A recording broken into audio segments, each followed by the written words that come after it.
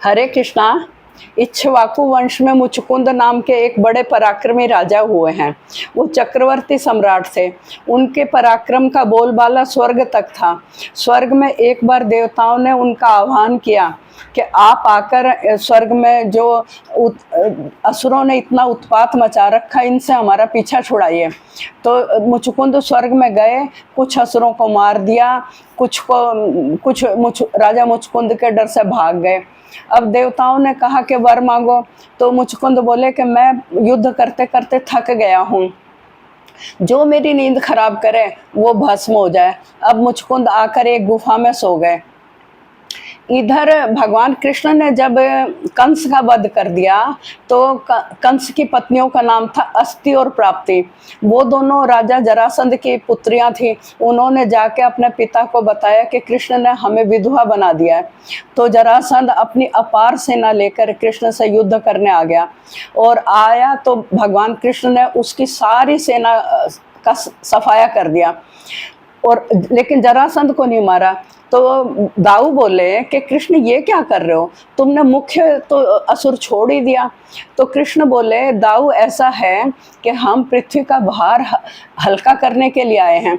अब ये जाएगा और ये हमारे एजेंट का काम करेगा। ये जाएगा और असुरों को लेकर आएगा, फिर जाएगा और असुरों को लेकर आएगा, हम इसे छोड़ते रहेंगे, ये हमारा काम आसान कर देगा।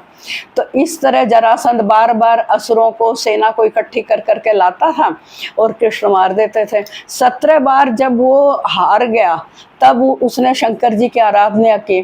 शंकर जी भोले भंडारी उसके सामने प्रकट हो गए और बोले वर मांगो।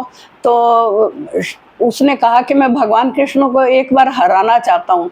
अब शंकर जी ने अपने इष्ट देव के खिलाफ ही वर दे दिया। अब इधर काल यवन आया मथुरा का वैभव सुनकर और अपार सेना लेकर आया था।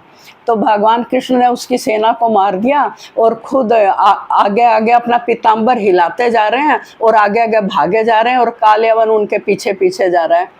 तो काल्यावन कह रहा है, ओ रण छोड़, ओ कायर, ओ रण छोड़। तो भगवान कृष्ण कहने लगे कि अब मुझे एक और प्यारा सा नाम मिल गया। तो इनके रण छोड़ राय के गुजरात में भी कई मंदिर हैं, एक मंदिर कलकत्ते में भी है, और भी भारतवर्ष में होंगे। और लोग रण छोड़ राय के नाम का कीर्तन कर कर के आनंद लेते हैं। भगवान ने जब भगवान कुछ भी लीला करते हैं तो उनकी हर लीला दिव्य होती है। अगर कोई पुरुष, पहले जमाने में युद्ध की पद्धति ये थी कि जो छाती पर वार सहता था उसको वीर माना जाता था और जो पीठ पर वार सहता था उसको कायर माना जाता था। तो रणछोड़ नाम अच्छा नहीं माना जाता था। और भगवान कृष्ण ने माखन चोरी करी तो उनको एक सुंदर सा नाम मिल गया, माखन चोर। अगर कोई मनुष्य चोरी करे तो समाज में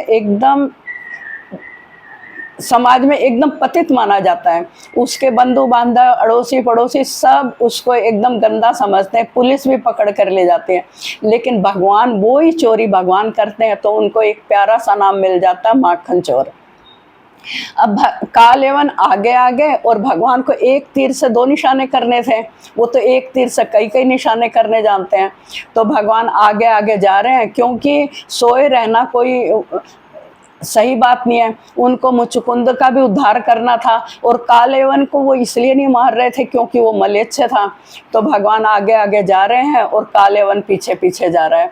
तो उसी गुफा में भगवान चले गए और अपना पीताम्बर मुचकुंद को उड़ा दिया और खुद साइड में छुपकर खड़े हो गए।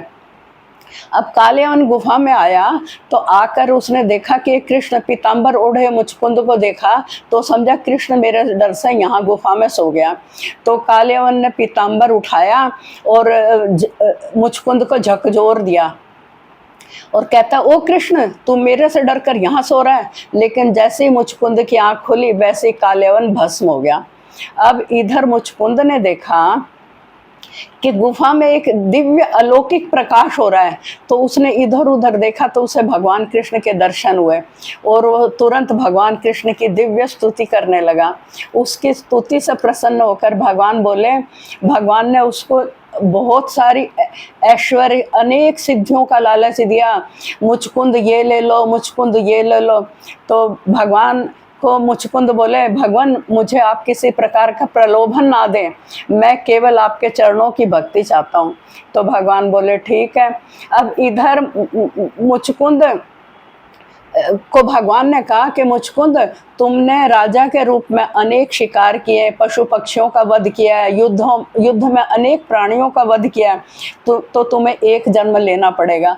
तो मुचकुंद बोले, भगवान आपका साक्षात्कार पाने के बाद भी मैं इस मृत्यु लोक में आऊँगा?